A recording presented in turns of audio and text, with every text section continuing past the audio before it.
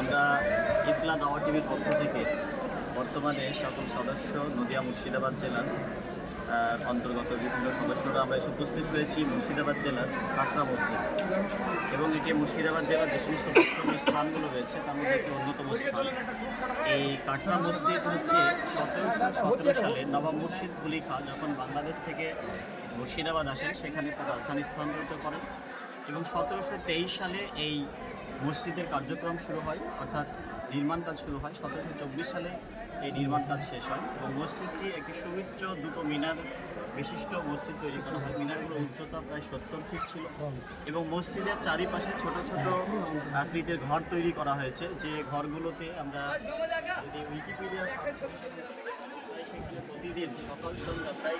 700 থেকে 800 বাড়ি এখানে, এবং মসজিদের যে